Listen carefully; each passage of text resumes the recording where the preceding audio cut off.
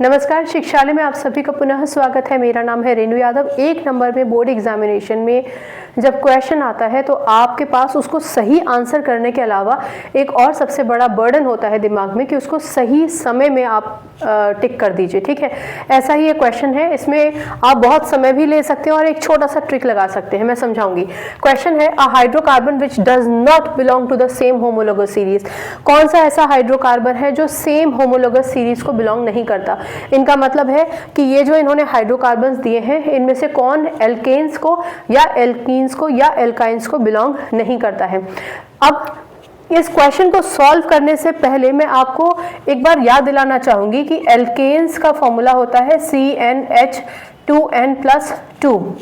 Alkenes का formula होता है CnH2n।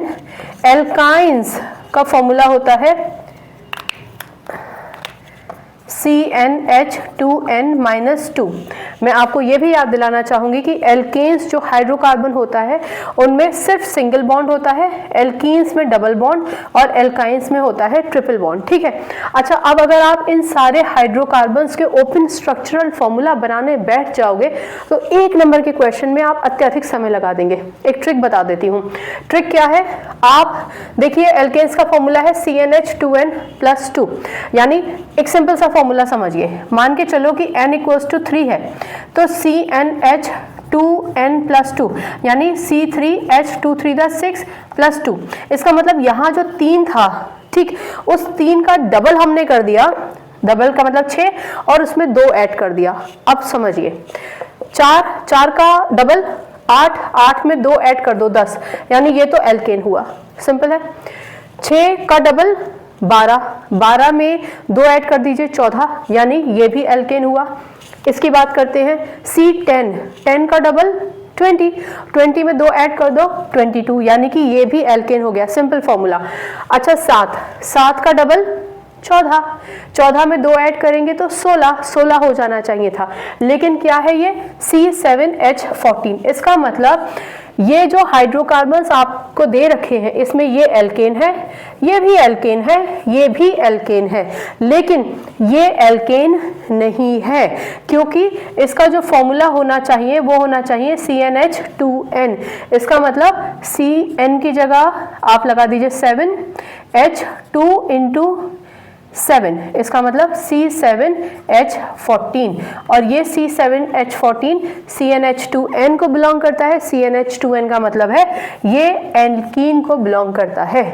इसका मतलब अगर आप इसका ओपन स्ट्रक्चरल फॉर्मूला लिखेंगे, मैं यहाँ लिखकर बता देती हूँ, तो 1 2 3 4 5 6 7 7 कार्बन है और 14 1 2 3 4 5 6 7 8 9 10 11 12 13 14।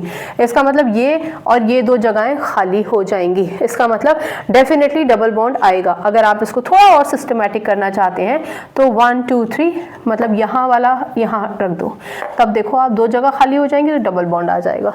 बहुत छोटे में समझाया है क्योंकि ऑलरेडी समझा चुकी हूँ बेस कॉन्सेप्ट, ठीक है ना। तो ये बेस्ट तरीका होता है। आपको अगर 1 मिनट के अंदर, एक नंबर में कुछ सेकंड्स के अंदर आपको ये बताना है कि कौन सा होमोलोगस सीरीज को बिलोंग करता है, तो ये ट्रिक लगा दीजिए। ठीक है। एल्केन्स के केस में यहाँ पहली वैल्यू का डबल में 2 ऐड कर दीजिए। सिंपल। एल्कीन है तो इसका मल्टीप्लिकेशन होना चाहिए, 7 दूनी 14, 7 to the 14। ठीक है। चलिए, छोटा सा लेक्चर था। कंफ्यूजन हो तो पूछ लीजिएगा, कोई और कंफ्यूजन भी हो तो पूछ लीजिएगा। बाकी केमिस्ट्री से अपनी केमिस्ट्री अच्छी बनाइए, शिक्षालय आइए, घबराने की ज़रूरत नहीं है। बोर्ड एग्जामिनेशन में अगर बेस कॉन्सेप्ट्स क्लियर रखेंगे तो अच्छा ही करके आएंगे। आपकी जीत होगी, ये विश्वास अपने अंदर बनाए रखिए। नमस्कार।